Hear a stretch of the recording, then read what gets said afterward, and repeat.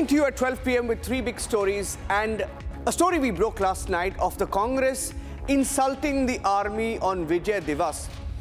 We felt this morning when we go back to Prithviraj Chavan, who served as a union minister, very close to the Vadra Gandhi family and has been a former chief minister, we felt he would apologize, but he has not. He has doubled down. All that and more coming up, including an exclusive on Ajit Pawar. Here are the headlines this afternoon.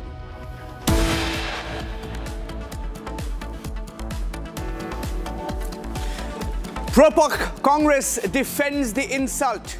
Prithviraj Chavan says no question of an apology for taking a pro-Pakistan line. Okay. You have right to ask questions. अभी ये मत लो यार. अच्छा ठीक. बिल्कुल मैं मेरा right है. Constitution gives me a right to ask questions. Prithviraj Chavan cites the Constitution. When asked for the apology, says he will not give one. He justifies his insult to the army.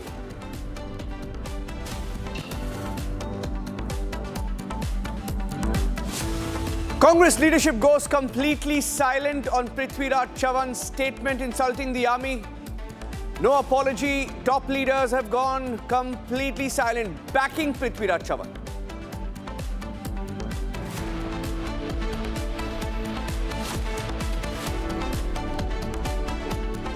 It's the Burqa triple murder. A man kills his wife and two daughters, young daughters, over not wearing a burqa, buries them at home in Uttar Pradesh, Shamli.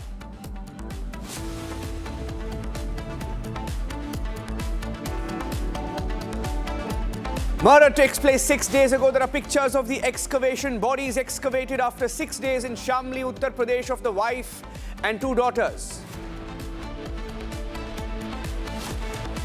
And ladies and gentlemen, Republic, the only national media network independent, not giving up on Ajit Pawar, the scam and how he got away. His signature is on paper. Signature that proves he pushed the envelope to get the land, a sweet deal to snatch government land.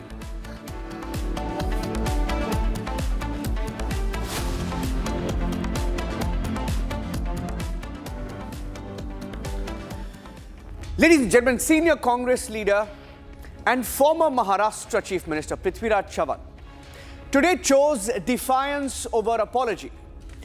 Confronted over his remarks on India's armed forces, he refused to apologize, insisting that an apology was out of question and invoking the Constitution this morning with the media to justify himself.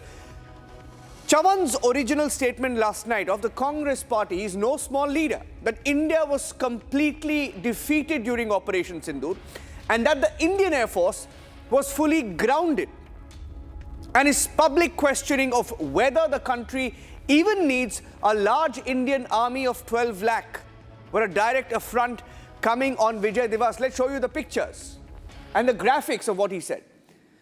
He said it on the 16th of December, yesterday, on Vijay Divas.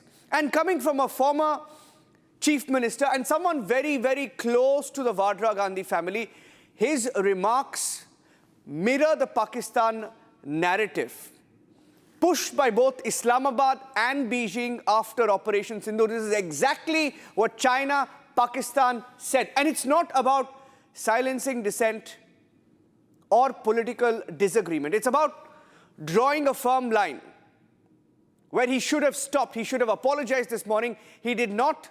Congress has a record of making such statements. Pictures showed how we destroyed Pakistan air bases in Operation Sindoor and taught them a lesson that they will never forget. For the Pahalgam attack in April this year, it's a shame that they chose to first make that statement and today defend it. Here's what Prithviraj Chavan said last night and how he defended it this morning. पहिल्या दिवशी आपला संपूर्ण पराभव झाला. 7 तारखेला जे हवाई युद्ध अर्ध्या तासात झालं त्यामध्ये आपला टोटल पराभव झाला. हे कोणी मान्य करो अगर न करो. आणि त्यामुळे त्या दिवशी भारताची जी विमानं पडली त्या दिवशी सगळा भारताचा एअरफोर्स हा ग्राउंड झाला आणि त्यानंतर एकही विमान उडलं नाही. पण कुठेही विमान उडलं की पाकिस्तानचं तुमचं विमान ग्वाल्हेर असेल किंवा भटिंडा असेल किंवा सिरसा असेल तिथं वाढायची शक्यता असल्यामुळं आपलं कंप्लीट एअरफोर्स ग्राउंड झालं. मैं बाद में आराम से बात करूंगा अभी। आराम से बात करेंगे सर। आपको but ये जो बयान है उस पर आप माफी मांग रहे हैं या बिल्कुल regret सवाल है नहीं कुछ उठता, किसी सवाल तरह का? बिल्कुल सवाल नहीं उठता। हाँ जी सर, नहीं सवाल नहीं उठता। सवाल मैं बात करूंगा ना डिटेल में। माफी मांगने का मैं सवाल नहीं माफी उठता। कहाँ मांगू? लेकिन आपके हिसाब से स्टेटमेंट गलत था क्या सर? बिल्कुल क्योंकि नहीं। लोग मीडिया में वही सब जगह ऐसे ही चला कि अपमान हुआ है। मैं करूंगा, डिटेल बात करूंगा। जी, I will talk to media properly. So are you apologising right now? अरे out of the question. Okay, my right to ask questions. हाँ, अभी ये मत लो यार। अच्छा ठीक है। बिल्कुल मेरा राइट है, constitution gives me right to ask questions. Joining me on the broadcast this afternoon is Aishanya Dwivedi. We spoke a few months back, Aishanya, on the aftermath of Operation Sindoor. In fact, at that point, you were a little hesitant to, get into the politics of it. But hearing the statement, you just heard what a minister said, a former chief minister, he's been a union minister, very senior leader of the Congress party. His party has made such comments after Operation Sindoor. Wanted to get your response to it. See, if he says that he has got the right to question, my question to him is, why are you questioning Indian army? If you want to question in whatever way, in political way. But this is a national thing. This is something which involves nation, which involves army, which does not involve any political thing. Pahalgam, Operation Sindoor, Operation Mahadev, any actions taken against the act, what terrorist act happened in Pahalgam, is everything related to army. There's nothing related to any party. Still, somebody who's an Indian coming up and asking these questions the army, not any political leaders, not any political leaders. It is you are disrespecting Indian army. And if he is well educated, he should know this, that in the satellite we have got the pictures where it is shown clearly that the terrorist base which were destroyed. In the satellite image, it is shown clearly. Still, these people coming up and questioning things like that, it is directly an insult to Indian army, directly an insult to national investigation authorities. It is an insult to them. And he should apologize for it. ये dirty politics को आप मत घुसाइए इस Indian army और अपने जितने भी defence के लोग हैं उनके बीच में. Keep your politics with you. This is about India. This is about Indian army. Aishanya Dwivedi is the wife of Shubham Dwivedi. She lost her husband in the Pahalgam attack. And when we spoke, and she was on the Republic campus, and she spoke about our armed forces, saluting our armed forces for teaching Pakistan a lesson. We taught them a lesson, Aishanya, but this Congress party leader says our Air Force was defeated. The words he used were, our Air Force was defeated. And he asked whether we need an army at all. So, do you think the party leadership should apologize? Because it's gone too far. Even when you were here, there were some controversial comments. Yes. See, first of all, he need to apologize, because I am again saying it is not about any political party. It is about Indian army. Second of all, when he comes up and says ki we do not need defense system, then he should understand that if he's sleeping at his house properly, if he's at his home, if his family is safe, it is all because of the Indian army. It is all because of the defense system. It is not because of him or anyone else. It is about the defense system. They keep us safe. They keep us alive. If at home, if here I'm alive, if there he is alive, it's the reason of Indian army. The way he's saying we don't need Indian army, we do need. And air base, as he said, कि air base ने उस aircraft ने सारा काम किया था and everything. There was no Indian army and groundwork related. That is how they work. जहाँ पे जिस चीज की जरूरत होगी वहां वो काम करेंगे. ऐसा नहीं. The way he is doing right now, questioning Indian army, where he just want to put BJP down without using his mind. The same thing he thinks the Indian army do. उनको जहाँ जरूरत होगी वो उसका ही काम करेंगे. जहाँ air force की जरूरत होगी वहाँ एयर फोर्स, जहाँ नेवी की जरूरत होगी वहाँ नेवी की जरूरत होगी. ये who is he to question? Who are we to question that? Yeah. Ashanya, I thank you for joining us, on this broadcast. you. We felt we should, just get a sense of what the victims feel when you hear such politics. Thank you for joining us. Didn't want to drag you in, but Thank wanted you. to get your view on this. The Prime Minister speaking at the Ethiopian Parliament. I'm having to cut across. Let's cut across for a few minutes.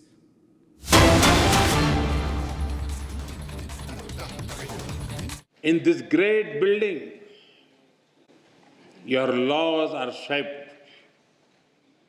Here, the will of the people becomes the will of the state.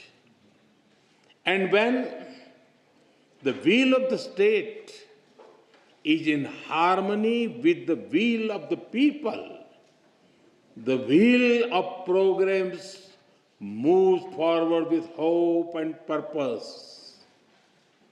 Through you, I am also speaking to your farmers in the fields, to the entrepreneurs building new ideas, to the proud women leading communities and institutions, and to the young people of Ethiopia who are shaping the future.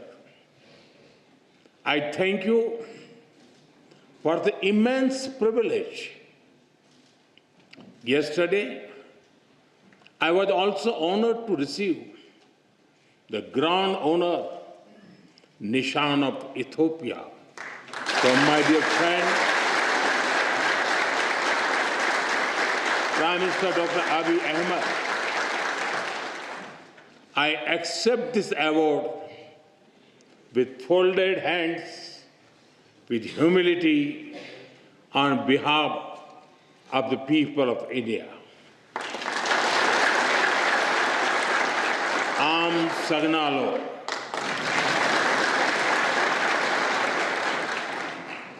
Honorable members, Ethiopia is one of the oldest civilizations in human history. Here, history is alive in the mountains, in the valleys, and in the hearts of the Ethiopian people. Today, Ethiopia stands tall because its roots are deep. To stand in Ethiopia is to stand where the past is honored, the present is full of purpose, and the future is welcomed with open hearts.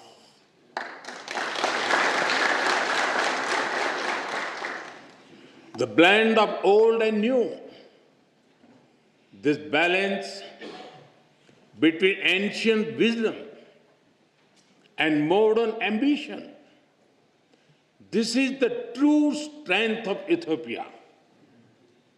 The spirit of Medemar or synergy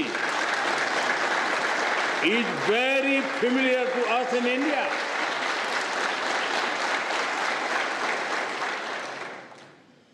Like the monolithic churches of Lalibela, the ancient rock temples of Tamil Nadu in India are also prayers set in stone.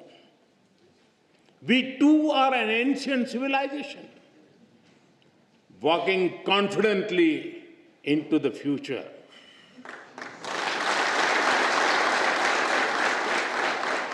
With the call of Sabka Saath, Sabka Vikas, Sabka Vishwas, Sabka Prayas, together for everyone's growth, with everyone's trust and effort.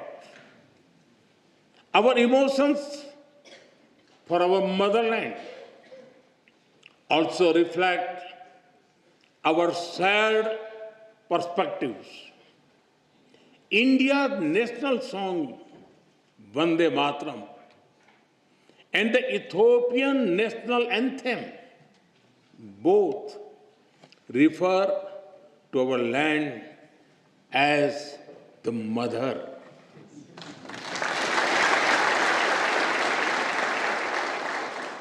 They inspire us to take pride in the heritage, culture, national beauty, and protect the motherland. Honorable members, science has traced some of the earliest footprints of our species in Ethiopia. When the world speaks of Lucy, of Dinkinesh,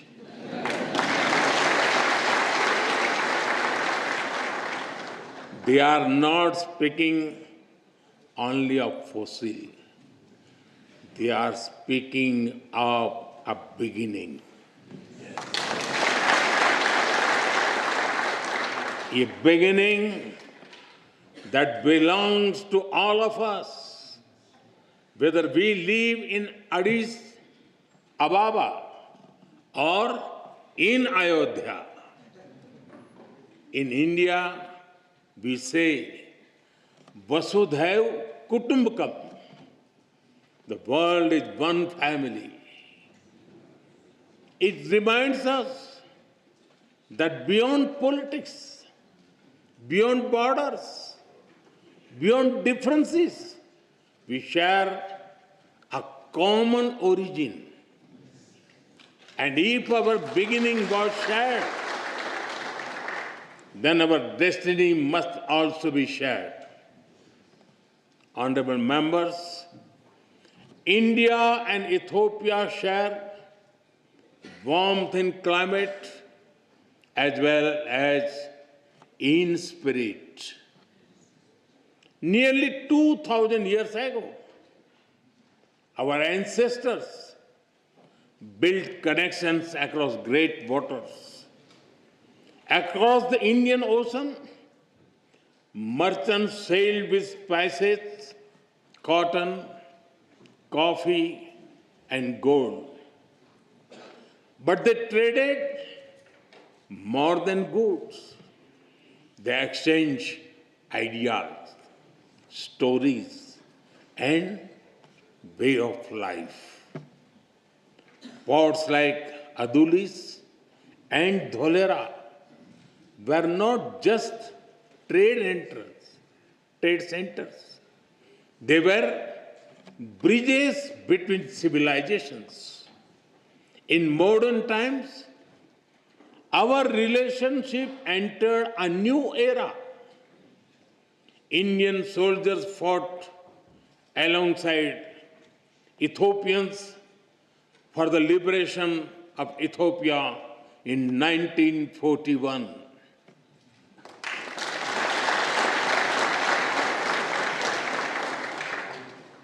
Our formal diplomatic relations began soon after India became independent. But even before embassies were set up, our people had already started writing a new chapter together. Thousands of Indian teachers came to Ethiopia. They taught children in Addis Ababa, in Dire Dawa, from Bahirdar to Mekele.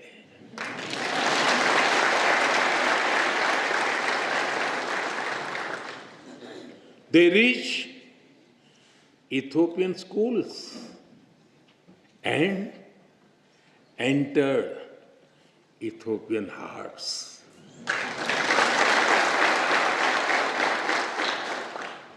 Even today, many Ethiopian parents speak warmly about Indian teachers who shaped the future of their children. And just as Indian teachers came here, Ethiopian students also traveled to India, seeking knowledge and friendship. They went to India as students, and returned home as the builders of modern Ethiopia. I am told that some of them are present here in this parliament right now.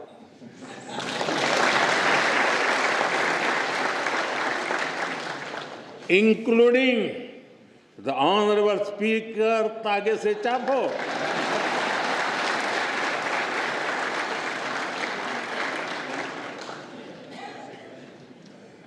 They have also played a special role in building our people-to-people ties because they introduced Ethiopian cuisine in India. In India, we also enjoy eating Sri Anna, millets like ragi and bajra. So, the flavor of Ethiopian taf is very comforting for us. And since we enjoy eating the Indian thali, the European bayanetu also feels very familiar to us.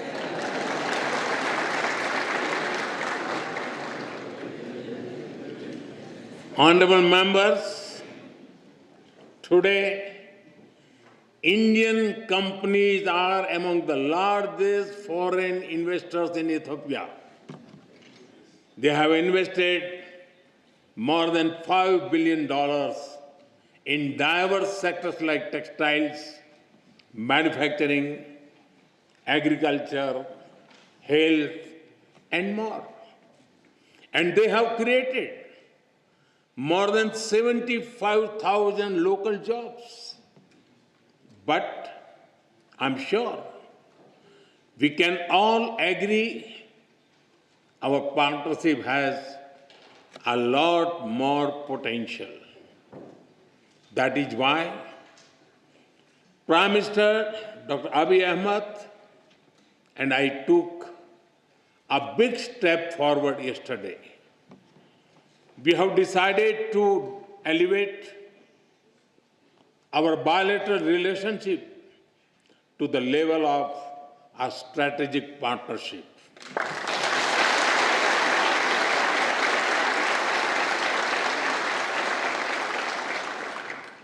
This will unleash the potential of our economics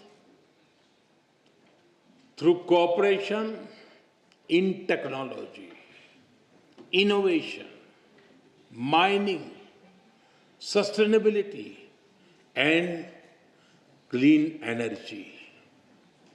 It will also secure the future of our peoples through cooperation in food security, health security, and capacity building.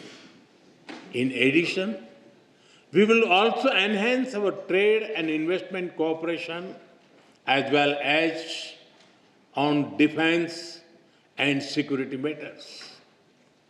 Honorable members, as developing countries, we have a lot to learn from and offer to each other. Agriculture forms the backbone of our two nations. It feeds our people. It sustains our farmers. It connects tradition with innovation. We can work together to develop better seeds, irrigation systems, and soil health technologies.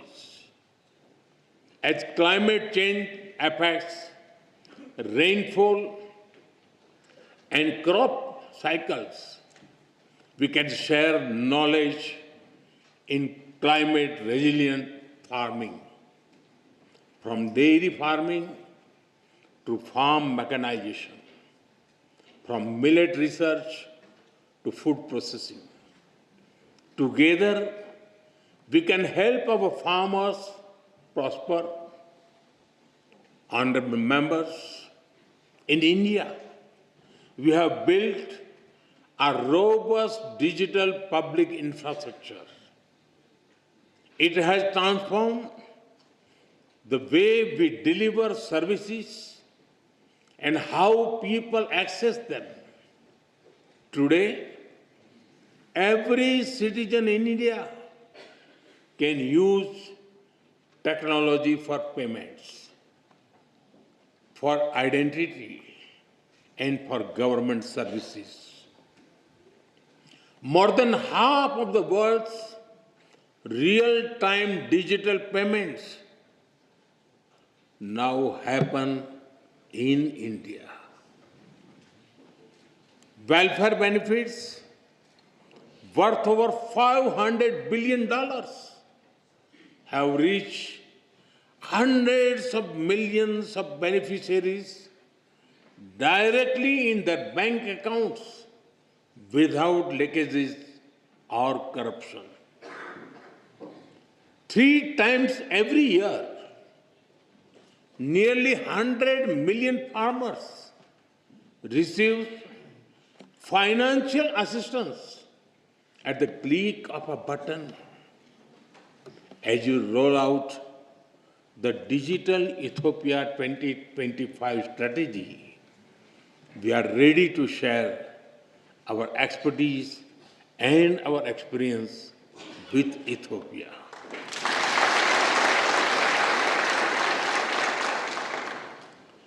And we are honored that you have picked India as a trusted partner to develop the data center for your foreign ministry. Honorable members, India is known as the pharmacy of the world. During the COVID pandemic, the entire world was worried. It was a very difficult time. Despite limited resources, we considered it our sacred duty to humanity to do everything possible to help others. India sent medicines and vaccines to more than 150 countries. It was India's proud privilege to supply Ethiopia with over 4 million vaccine doses.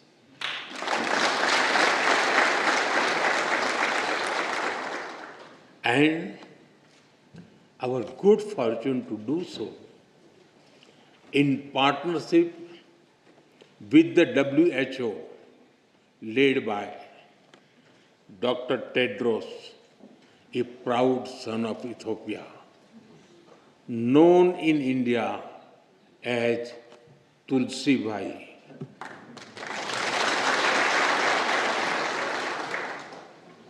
I'm glad that our healthcare cooperation is growing from pharmaceuticals to hospitals and from traditional medicine to telemedicine.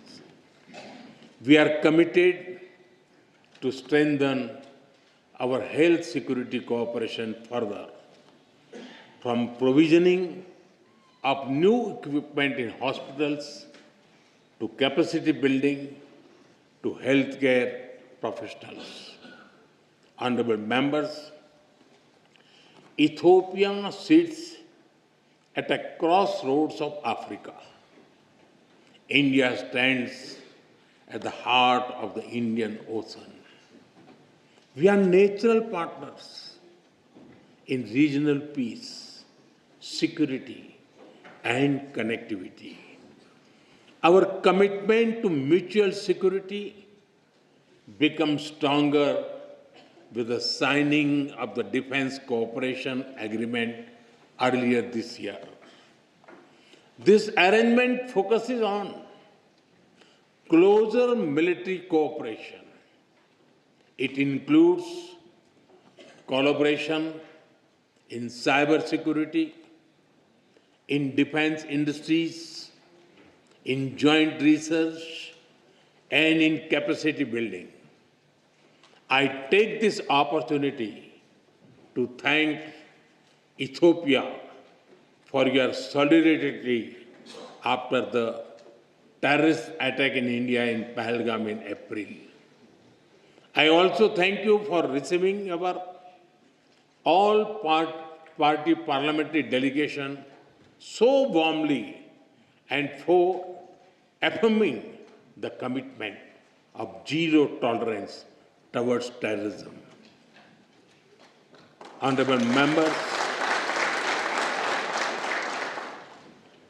as vibrant and diverse democracies, we both understand that democracy is a way of life and it is a journey.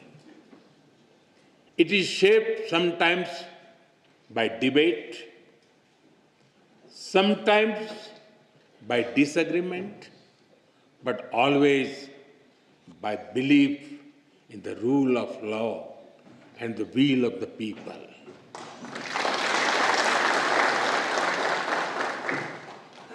Both our constitutions are reflects this spirit.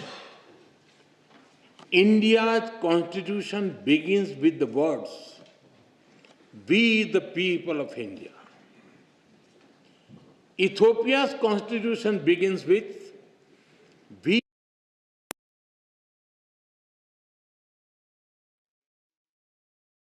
each in our hand."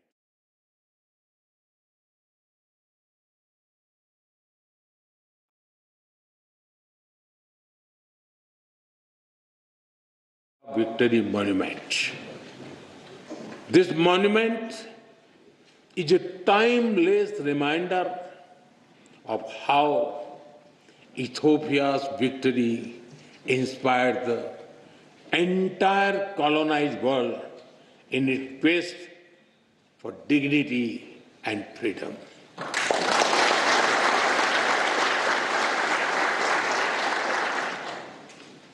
And in these times of conflict and uncertainty, it is a reminder that the people of the global South can stand up for themselves.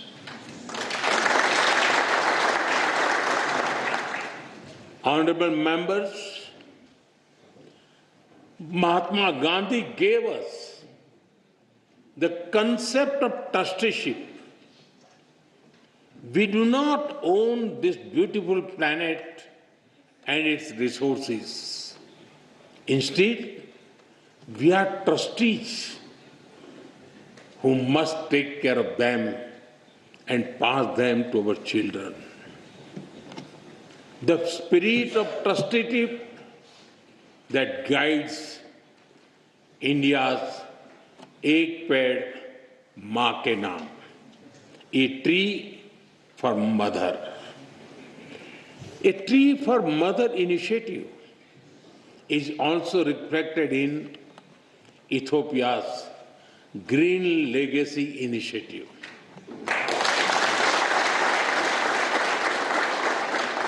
Both our nations believed in caring for Mother Earth. Both believe in giving back to nature. Together, let us work on renewable energy and green jobs. Let us work on disaster-resilient infrastructure and biofuels. And let us raise a strong voice for climate justice. India will be happy to support Ethiopia's effort to give a powerful voice to the Global South at COP32 in 2027. Honorable members, I am told that there is a saying in Ethiopia, when spider webs unite, they can tie up a lion.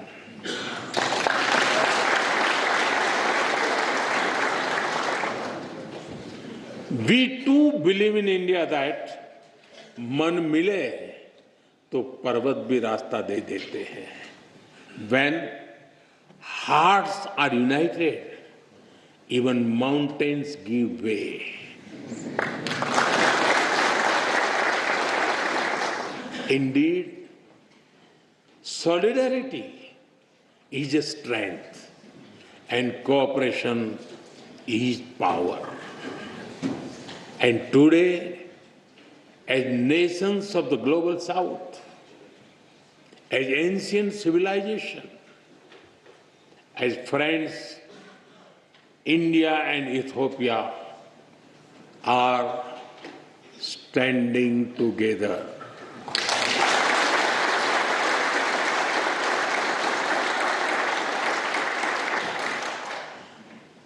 We stand together as member of one family, and we work for a world that is more just, more equal, and more peaceful. It was here in Addis Ababa that the dreams of African unity found a home. I am told that many streets of this wonderful city are even named after African countries.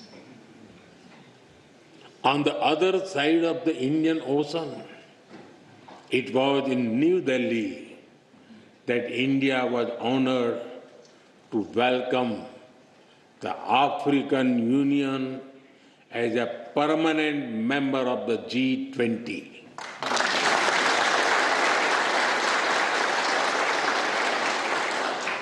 Last year, we marked another historic step with the inclusion of Ethiopia as a full member of the BRICS.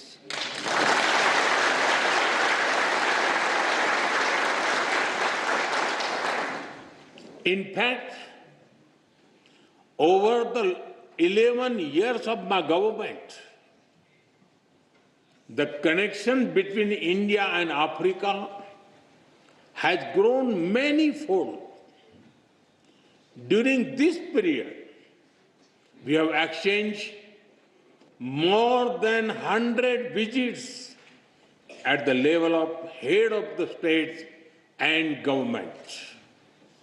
Honorable members, the global south is writing its own destiny, and India and Ethiopia share a vision for it. Our vision is of a world where the global south rises not against anyone, but for everyone.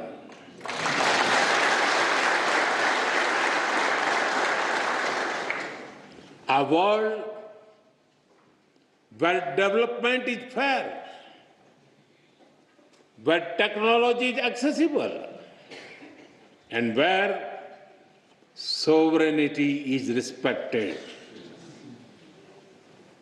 A world where prosperity is shared and peace is defended. And a world where decision-making reflects today's reality, not the world of 1945. Because the world cannot move forward if its system remains locked in the past. That is why India has emphasized a global development compact. It will prioritize technology sharing, affordable finance, capacity building, and trade of sustainable growth. That is why at the G20 summit In November, I called for an Africa Skill Multiplier Initiative to train 1 million trainers. It will build local capacities and help your efforts towards inclusive and sustainable development. Honorable members, my personal association with tea is well known, but it is impossible to come to Ethiopia and not mention coffee.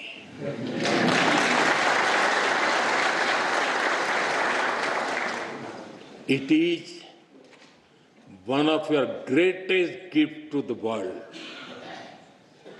In an Ethiopian coffee ceremony, people sit together, time slows down, and friendship deepens.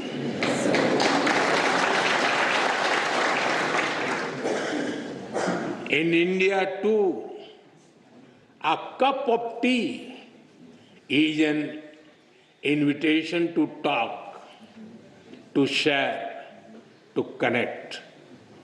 And just like Ethiopian coffee and Indian tea, our friendship is brewing strongest.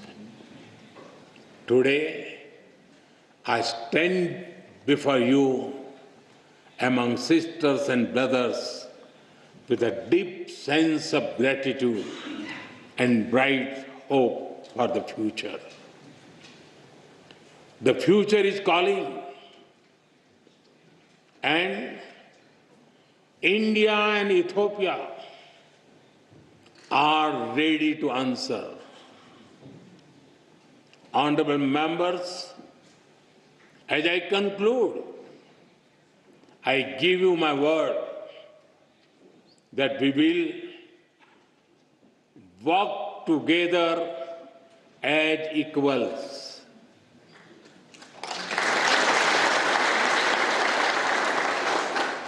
We will build together as partners.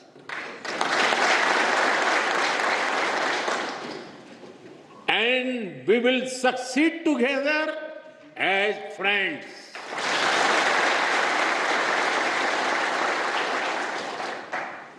Thank you for the honor of addressing this parliament.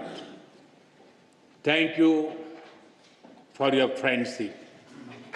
Thank you for your trust. Tabbaraku.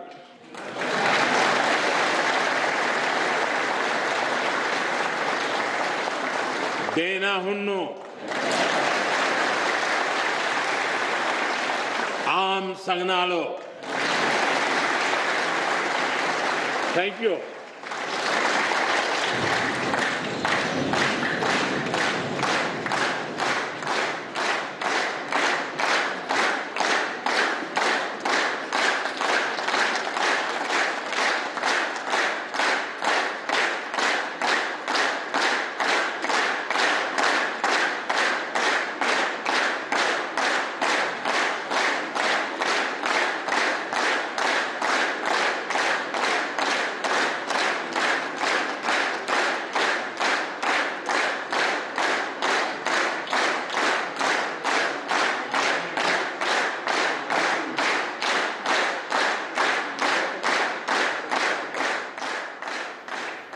All right, ladies and gentlemen, those are the visuals coming in from the Ethiopian Parliament, where Indian Prime Minister Narendra Modi has just addressed the joint session. It is all smiles and a long-standing ovation to the Indian Prime Minister as he concluded his address on deepening the bilateral relationship between India and Ethiopia. On his two-day visit on the second leg of his three-nation tour, the Prime Minister has deepened the strategic partnership with Ethiopia by bringing in an additional strategic dimension. Not only India has signed 8 memorandums of understanding over the last 2 2 days while the Prime Minister has been visiting Ethiopia for the first time since he took reins in New Delhi. This has also been a landmark moment where the Prime Minister was also awarded Ethiopia's, highest civilian honor, which was bestowed upon the people of India through Prime Minister Narendra Modi. It is all smiles in the Ethiopian parliament as it stood in congratulations and gratitude to the Prime Minister for his address to that joint session of the Parliament. After this, Prime Minister Modi is expected to travel to Oman now for his third and final leg of his three-nation tour from the Levant in Jordan, where he started now to the Horn of Africa and Ethiopia, which is the second most populous nation in Africa, one of the key allies of India in terms of defense and now trade and other dimensions. Let me also bring you the details of all those agreements that were signed by the Prime Minister before coming to this joint parliamentary session. He has signed various MOUs while leveling up and upgrading ties between India and Indonesia to now a strategic partnership, including various other agreements signed to deepen our bilateral ties, from peacekeeping troops to data centers to debt restructuring. That's the latest coming in on India and Ethiopia's new and renewed strategic partnership.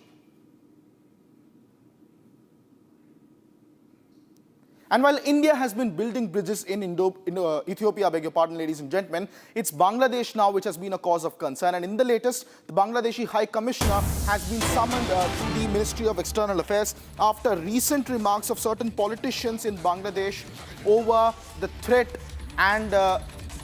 alleged against Indian diplomats in Dhaka. That's the latest coming in at the moment, ladies and gentlemen. The Bangladeshi High Commissioner has been summoned. That is Mohammad Riaz Hamidullah, the Bangladeshi High Commissioner in New Delhi, has been issued a formal diplomatic protest or a demarche over the recent attacks on the Indian High Commissioner in Dhaka and the inflammatory and anti-India comments made by certain politicians. Those are the visuals of him going into the Ministry of External Affairs while he was issued that demarche. Those are exclusive visuals only on Republic of the Bangladeshi envoy there going in. This has come specifically after various hate comments were made by certain quote-unquote student leaders in Dhaka of the newly formed National Citizens Party over cutting off the Northeast and the Seven Sisters and in fact even threatening our diplomats. My colleague Chandrakala joins us live on the broadcast with more details on the story. With more details, Chandrakala, you're outside the Ministry of External Affairs. What's the latest that you're picking up on the demarche now issued to the Bangladeshi High Commissioner? All right. We'll be getting in those details in just a moment, ladies and gentlemen, but that's the latest coming in at the moment. The Bangladeshi High Commissioner has been issued a demarche.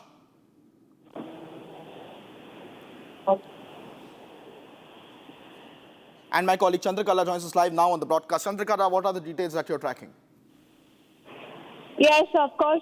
Now India has summoned the Bangladesh High Commissioner M. Riaz Hamidullah to the Ministry of External Affairs today, just a while ago, over concerns related to the security of the Indian High Commission in Dhaka following the receipt of a threat. Now, this move comes amid recent anti-India remarks by the NCP leader, the National Citizen Party leader Hasnat Abdullah, previously this week, who reportedly made a public speech threatening to isolate India's northeastern states and provide refuge to separatist groups in the event of instability in Bangladesh. Now, Abdullah is actually known for his strong anti-India stance. Now, we know that what sources are confirming that the Minister of External Affairs has conveyed India's concerns regarding the safety and security of its diplomatic mission and personally in Dhaka. And when we know that, of course, that India has removed all its non-essential staff from the Indian High Commission in Dhaka since 2024, when, of course, which has led to the unrest in the country, leading to the ouster of Sheikh Hasina. So, yes, the Bangladesh High Commission has been summoned here just a while ago, and India has issued a strong protest regarding the threat being issued in the Indian High Commission there in Dhaka. Chandrakala, also give us more details, because what we are collecting at the moment is that the meeting lasted for about 20 minutes and in fact the High Commissioner there was summoned by the Joint Secretary of the Bangladesh and Myanmar Division. There are some serious apprehensions now, starting with Mohammed Yunus making such similar statements on Seven Sisters,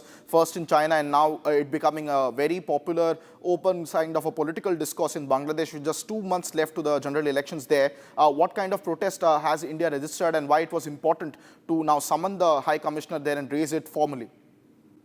I have already mentioned that the Minister of External Affairs has taken up this matter quite seriously with the Bangladesh authority. Now that with elections slated for early 2026, this inflammatory rhetoric risks further complicating relations between the neighbors. Now we know that Hasnat Abdullah, a prominent leader of Bangladesh's newly formed National Citizen Party, and a figure from the student-led government movement, that has toppled Hasina's government, has spoken out again, has given an anti-India remark, of course, targeting the India's northeastern states, and he is saying that he has warned that Bangladesh could shelter separatist and anti-India forces and potentially severe India's northeastern states, often referred to as the Seven Sisters from the rest of the country. It's something very serious at this moment, and India has taken up this issue quite seriously. We'll have to wait and watch as to what could be the outcome, because now that India has lodged a strong demarche against summoning the High Commissioner, is something very serious to look at. Thank you very much, Chandrakala, for tracking those details, ladies and gentlemen. Moving on to more breaking news details coming in after the Ministry of External Affairs summoned the Bangladesh High Commissioner there for a strong demarche over the comments being made on India's Seven Sisters. All right, in the interim, we are getting more breaking news details coming in. The Income Tax Department has now conducted a raid on the Bastion pub, which is reportedly owned by Bollywood actress Shilpa Shetty, located in the on Church Street in Bengaluru. Bastion is also known as one of the city's most expensive and high-end pubs. Ladies and gentlemen, the Income Tax Department has carried out inspections and verification of documents during this raid. So trouble continues to mount for Bollywood actress Shilpa Shetty there, with more raids being conducted this time at her very popular Bengaluru pub Bastion, which is one of the most high-end pubs in the city of Bengaluru. The Income Tax Department has carried out various inspection of documents in various cases related to it, but trouble continues to mount as the Income Tax Department has now raided a pub in Bengaluru, which is owned by Bollywood actress Shilpa Shetty. That's the latest coming in. The Income Tax Department has now carried out a raid and inspection at the Bastion pub in Bengaluru, which belongs to Bollywood actress Shilpa Shetty. The income tax officials have conducted this raid in connection to inspections and verification of documents. And during this raid, these documents by the Income Tax Department are on the radar, in the connection to which case we'll be bringing you more details on the story in just a second. But that's the latest coming in. More trouble continues to mount for Shilpa Shetty, the Bollywood actress whose Bengaluru pub has now been inspected by the Income Tax Department. All right, that's the latest visual coming in, ladies and gentlemen, exclusive by Republic Kannada, where the Income Tax Department officials reached the Bastion pub in Bengaluru today. My colleague Abhishek joins us live on the broadcast with more details. Abhishek, do tell us more about this raid that has been carried out at the very popular and high-end Bastion pub in Bengaluru, owned by Bollywood actress Shilpa Shetty. One of the prime locations, one of the major pubs which has been operating in Bengaluru since a long time, which is owned by Shilpa Shetty. It was operating after the working hours last couple of days ago. And also we had found that there was a fight in the Bastion pub, which actually broke out the news in the last couple of days, after which a FIR was filed. And today marks another day where the income tax officials have raided the Bastion Garden City pub, which is being operated by Shilpa Shetty, because they had received that there are some discrepancies in the financial aspect of the pub, which is owned by Shilpa Shetty, and the seizure or the raid has been continued as of now, and we are awaiting much more response from the IT sources as of now, but it is unclear as to why this Income Tax Department raided all of a sudden without giving any hint, or probably even without any complaint as of now. But we will have to wait for our sources to reveal what has been found in the books of accounts in the Bastion City's pub as of now. Kritarth. All right, thank you very much, Abhishek, for bringing us those details. Ladies and gentlemen, the income tax raid on Shilpa Shetty's pub owned in Bengaluru, the name is Bastion, and the IT radar now tightens on Shilpa Shetty, the Bollywood actress. Moving on to more breaking news details, ladies and gentlemen, that we are tracking for you from across Bharat. This is Bharat in 1 minute. Opposition MPs staged protest in Parliament premises over National Herald case and demanded Prime Minister Modi and Union Home Minister Amit Shah's resignation after a Delhi court refused to take cognizance of the ED's money laundering charge sheet against Congress MPs Sonia Gandhi and Rahul Gandhi. Karnataka's Chief Minister Siddaramaiah and Deputy Chief Minister D.K. Shivakumar joined the Congress protest at the centre's decision to rename Manrega scheme. Congress party also called for a nationwide protest against the centre over renaming the Manrega scheme as VBMG scheme.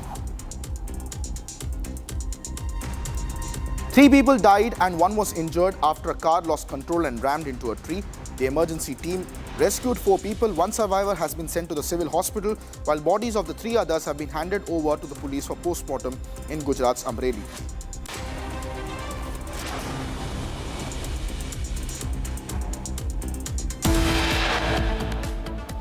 Coming up next on Live and Breaking, Ajit Pawar's son Parth Pawar's letter sparks controversy. Letter shows that he signed a document which demanded expedited land document processing. The Ajit Pawar linked Parth Pawar land scam now grows bigger, ladies and gentlemen. And when we come back, we'll bring you more details. Do not go anywhere. Republic is Live and Breaking.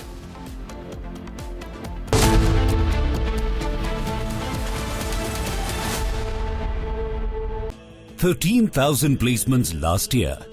At Amity, we are committed to nurturing passionate, hardworking and proactive professionals.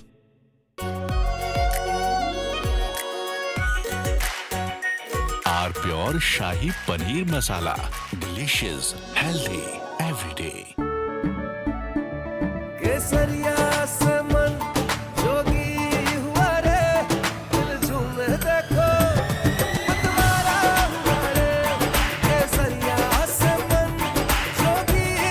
हर पल मनाओ केसरी त्योहार। विमल, बोलो जुबान Kesari.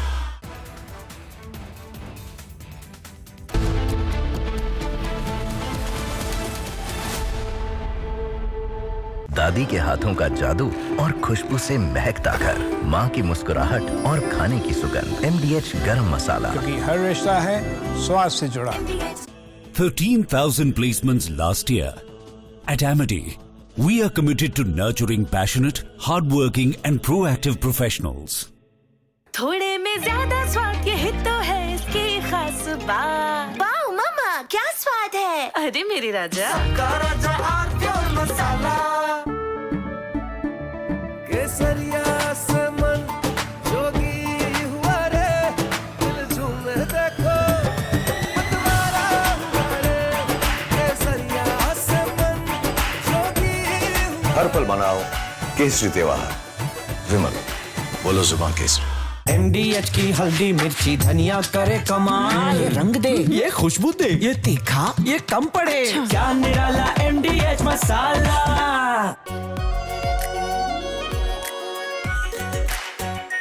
Our pure Shahi Paneer Masala.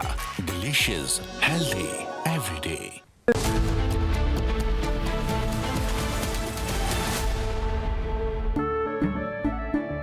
केसरिया से मन जोगी हुआ रे, दिल झूमे देखो मतवारा हुआ रे। केसरिया से मन जोगी हुआ। हर पल मनाओ केसरी त्योहार। विमल, बोलो जुबान केसरी। दादी के हाथों का जादू और खुशबू से महकता घर, माँ की मुस्कुराहट और खाने की सुगंध। MDH गरम मसाला, क्योंकि हर रिश्ता है स्वाद से जुड़ा।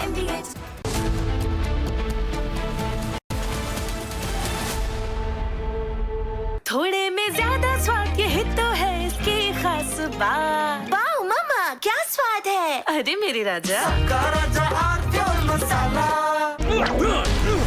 Please stop. झुमका, तेरा झुमका, तेरा झुमका। नॉट देयर, मेरा काउंटर टॉप टूट जाएगा। तेरा झुमका।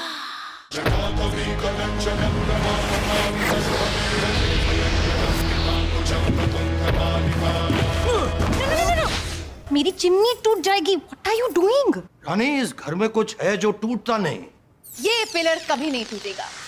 रुंगटा स्टील TMT से बना। रुंगटा नहीं तो घर स्ट्रॉन्ग नहीं। रुंगटा स्टील TMT बार एकदम सॉलिड। MDH की देगी मिर्च, देगी मिर्च का तड़का, अंग अंग फड़का।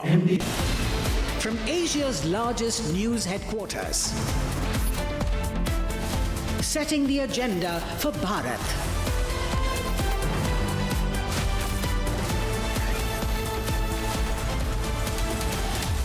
You're watching Republic.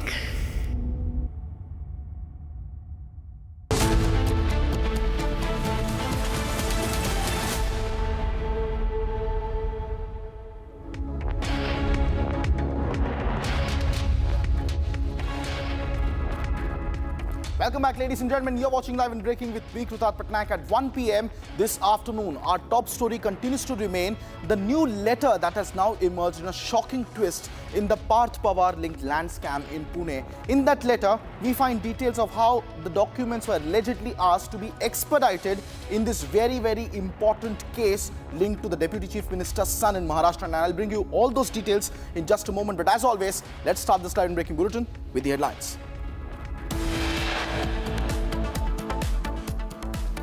Congress leader Prithviraj Chavan, after insulting the Indian Armed Forces, now defends his statement, says we don't need a large army. Okay. You are right to ask questions. अभी ये मत लो यार. अच्छा ठीक. बिल्कुल मेरा right है. Constitution gives me a right to ask questions. When asked for an apology, top Congress leader Prithviraj Chavan says that an apology is out of question.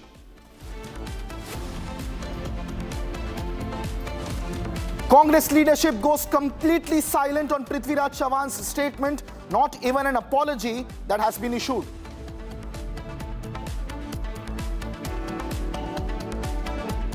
Man kills wife and 2 daughters over no burqa, buries them at home in Uttar Pradesh's Shamli.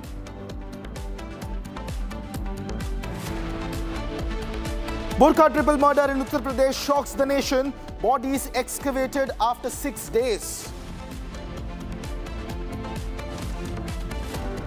Parth Pawar's letter sparks controversy. Letter shows he signed a document which demanded expedited land document processing. I also thank you for receiving our all party parliamentary delegation so warmly and for affirming the commitment of zero tolerance. Prime Minister Modi addresses the Ethiopian parliament, says both nations are committed to countering terrorism as the nations elevate their partnership to a new strategic dimension.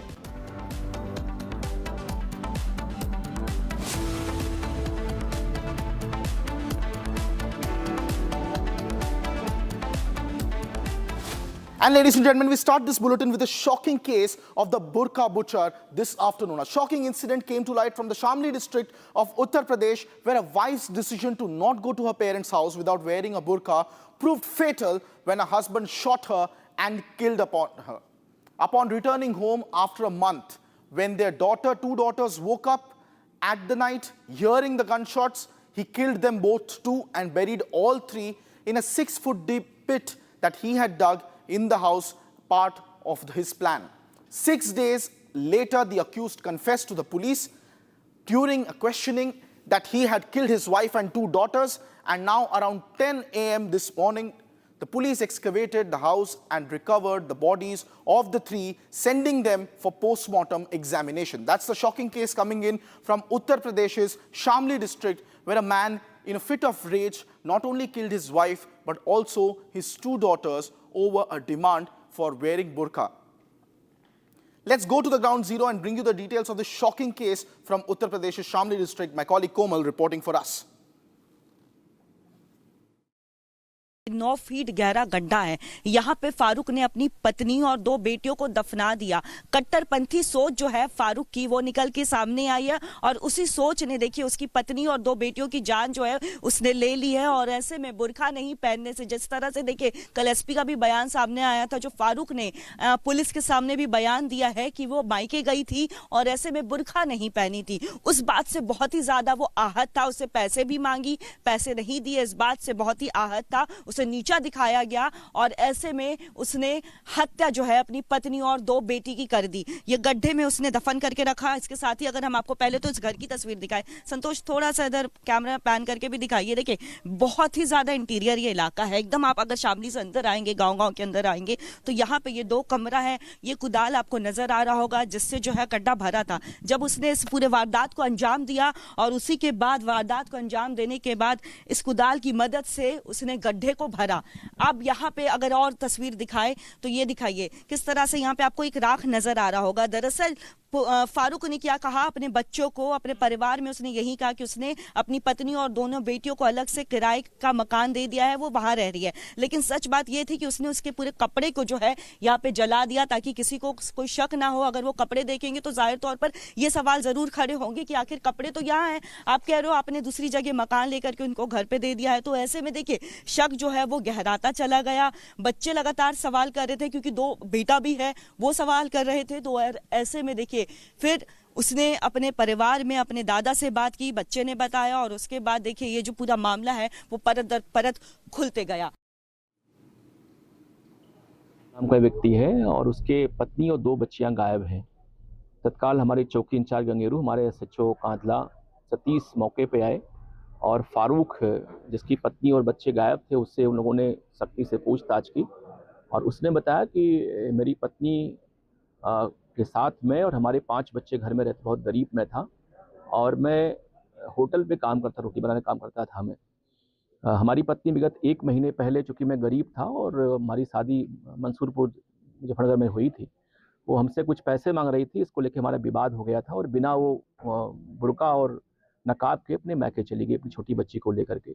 इस बात को लेकर काफ़ी परेशान था कि हमारी इज्जत चली गई और मैं जाके 1 महीने बाद अपनी पति को घर पे लेके आया यहाँ पे और तभी से मेरे मन में भाव जग गया कि लग रहा है इसका मामला कुछ और है और मुझे मेरी इज्जत अब नहीं करती है ये, और तभी मैंने इसको जान से मारने का प्लान बनाया। All right, ladies and gentlemen, that's the shocking case coming in from Uttar Pradesh, Shamli district. My colleague Komal reporting for us live from Ground Zero. Komal, take it away. What are the updates that you're tracking from Ground Zero? बिल्कुल देखिए, अगर शामली ज़िला की ही बात करें तो बहुत ही ज़्यादा इंटीरियर ये इलाका है। यहाँ पे एक तरफ आपको पुलिस की मौजूदगी भी घर के बाहर नज़र आ रही होगी और ये 2 घर हैं, यानी एक पहला वाला जो आपको गेट नज़र आ रहा है यहाँ पे फारूक का परिवार रहता है और ये जिस गेट में अंदर जाएंगे और आपको वो गड्ढा दिखाएंगे, यहाँ पे फारूक जो है अपनी पत्नी और अपने बच्चों के साथ रहा करता था। लेकिन ऐसे में देखिए सबसे पहले आपको ये गड्ढा दिखाए तो 9 फीट गहरा ये गड्ढा है। इस गड्ढे को उसने किया और उस गड्ढा करने के बाद देखिए किस तरह से शवों को जो है यहाँ पे ठिकाना उसने लगा दिया।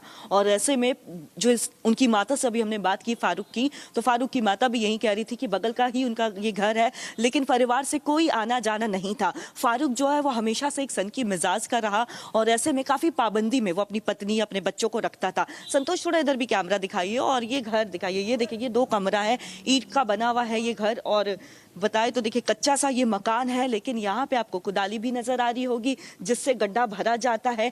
ये रूम, ये कमरा जहाँ पे परिवार के साथ जो है उसकी फारूक की पत्नी और 2 बेटियां सो रही होती है, लेकिन ऐसे में ही वो बाहर निकलती हैं और ऐसे में 2 गोलियां जो है उसने अपनी पत्नी और बेटी को मारी और उसके बाद छोटी बेटी जैसे ही उसकी नींद खुलती है गोली की आवाज से तो डंडे से मार के पहले उसकी सर पर चोट करता है और ऐसे में सर पर जब गहरी चोट आती है और उसकी भी मौत हो जाती है। उसके बाद शवों को ठिकाना लगाने के लिए गड्ढा 9 फीट गहरा गड्ढा जो है वो किया जाता है। लेकिन सवाल यही है कि आखिर इतनी कट्टरपंथी सोच कहां से आई कि महिला बिना मायके जो गई, बिना बुर्का पहन के गई और ऐसे में इतना वो गुस्सा हो गया, इतना नाराज हो गया कि उसने अपनी 2 बच्ची और अपनी पत्नी को देखिए मौत के घाट उतार दिया, सभी को झकझोर कर रख दिया है। अगर हम परिवार की ही बात करें तो देखिए परिवार का भी काफी ज्यादा रो करके बुरा हाल है। आस पड़ोस जब महिलाओं से भी हमने बात की तो उनका भी ये कहना है कि ये बहुत ही गलत है कि अगर एक महिला बिना बुर्का के वो अपने मायके चली जा रही है तो ऐसे में उसको मार देना, उसका कत्ल कर देना एक कट्टरपंथी सोच को भी दर्शाता है।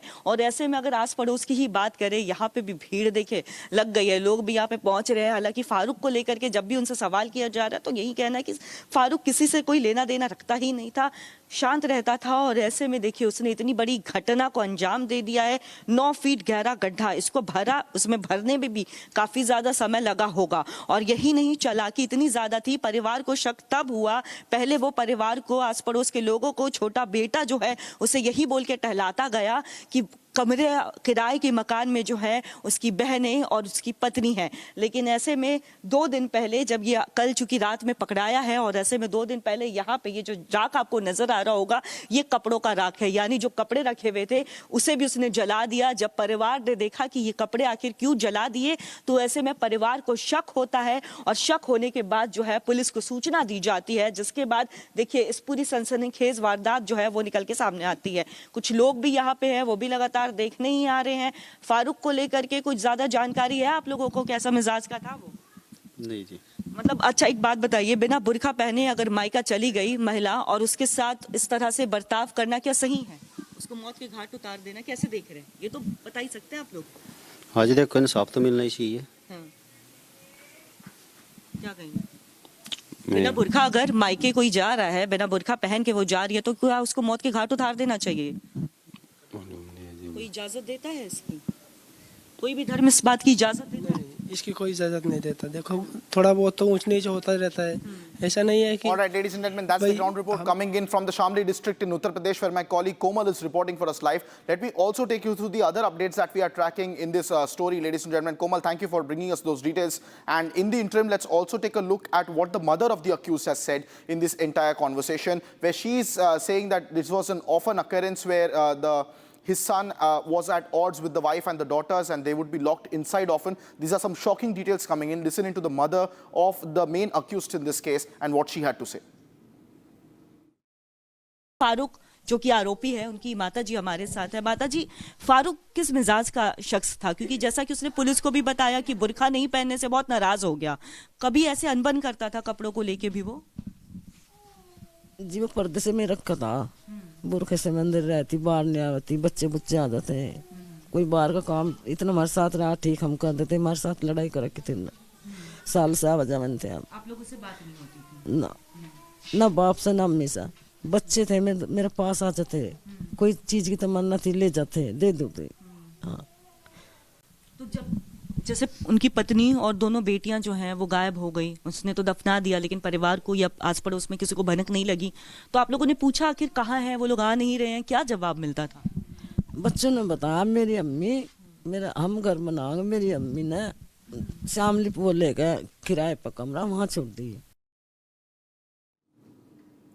In the interim, ladies and gentlemen, a new twist has unfolded in the ongoing controversy surrounding the alleged 300 crore government land scam in Pune's Mundhwa area, where 40 acres of a plot of Maharvatan land classified as government-owned land was leased for a botanical survey of India and was reportedly then sold to Amdia Enterprises LLP, a firm in which Parth Pawar, the son of Maharashtra's Deputy Chief Minister Ajit Pawar, holds a majority stake. A letter now allegedly signed by Parth Pawar urging the district administration to expedite the registration of the land in his name on official records has now surfaced, with claims that it demonstrates direct involvement and pressure on the officials to fast-track the entire process. While the transaction has faced several allegations of undervaluation and improper stamp duty waivers and procedural irregularities leading to the FIR, arrest and ongoing probe, Parth Pawar has not been named in the official complaints, in fact even given a clean chit in the investigation that was conducted by the Maharashtra government-formed SIT. So now big questions are emerging on this massive power clincher as this exclusive document has been accessed by us, and my colleague Meenakshi joins us live on the broadcast with more details on the story.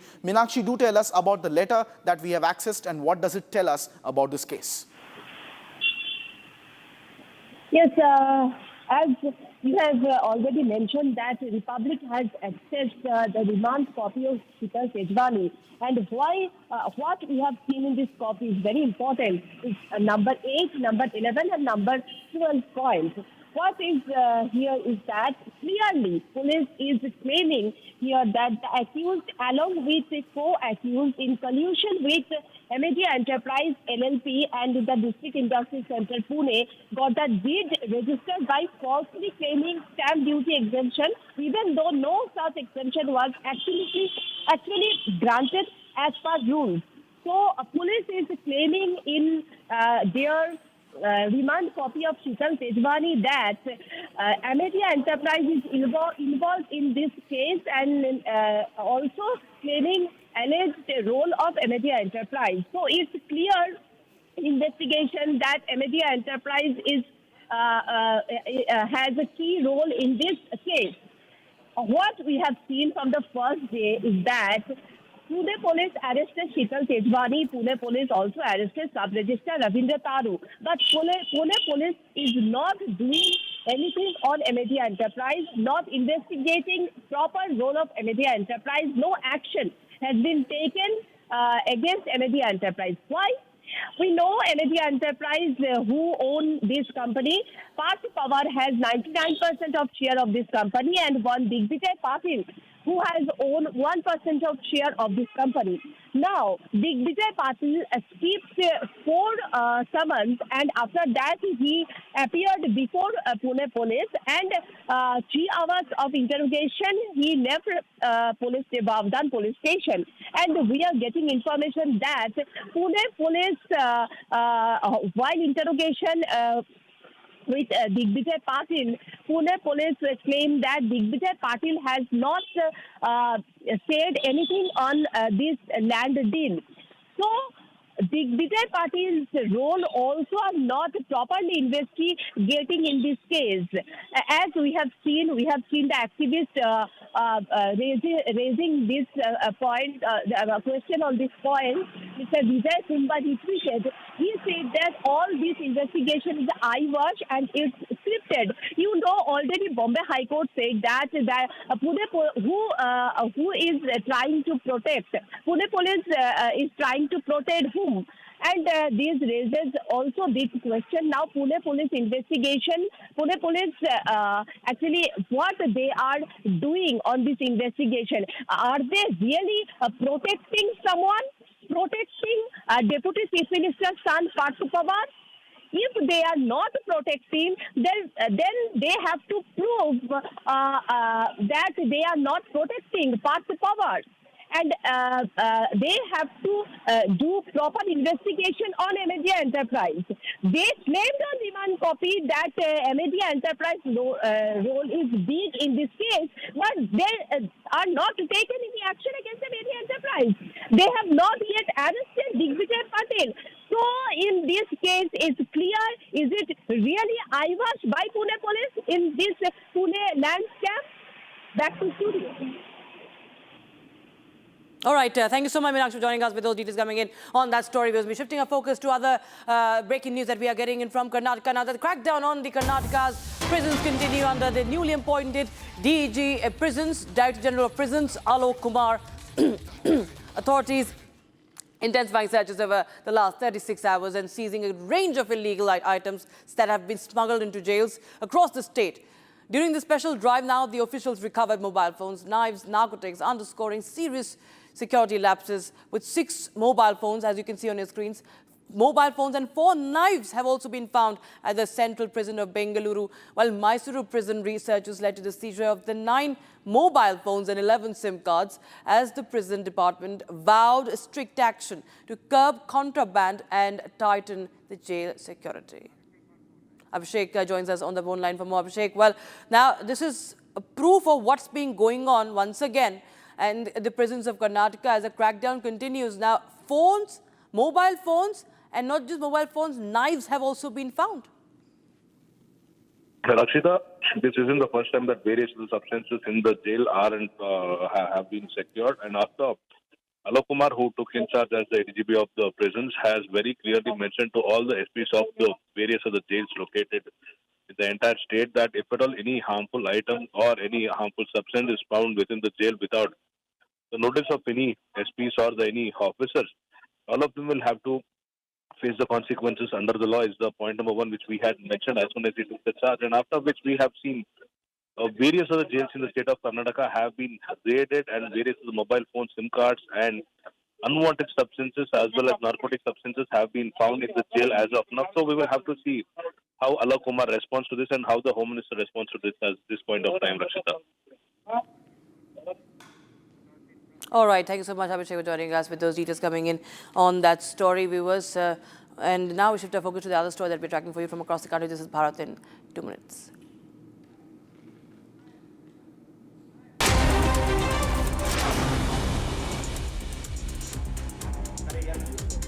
Opposition MPs staged protests in Parliament premises over National Herald case and demanded Prime Minister Modi and Home Minister Amit Shah's resignation after a Delhi court refused to take cognizance of the ED's money laundering charge against Congress MPs Sonia Gandhi and Rahul Gandhi.